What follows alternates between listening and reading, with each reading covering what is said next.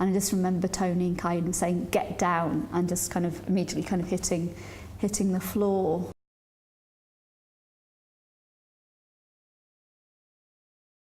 One thing I do remember was there seemed to be a lot of coverage of the actual perpetrators. You know, kind of like their photographs seemed to be everywhere and their names are everywhere. I remember getting a bit annoyed by that, about, you know, actually this is what they wanted. They want this coverage, they want the notoriety, stop giving it to them. I also got slightly annoyed at constantly being portrayed as a victim. I'm not a victim. I was really annoyed by that.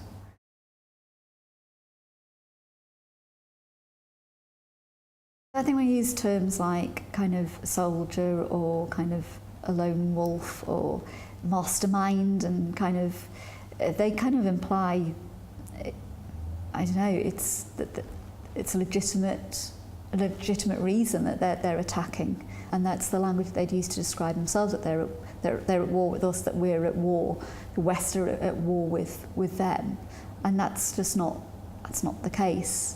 It's not a war, they're not soldiers, that's kind of the propaganda that they use for themselves.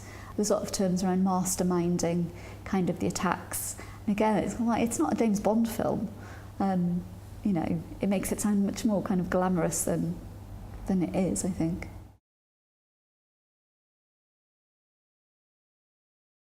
As a journalist, you know that words are powerful.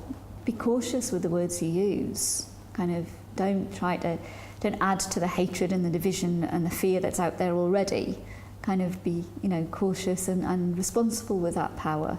And I think the other thing I'd say is, if it was your loved one who'd been caught up in that attack, or your loved one who died in that attack, would you want journalists treating your loved ones like this? And if the answer's no, then don't do it yourself. Just be respectful.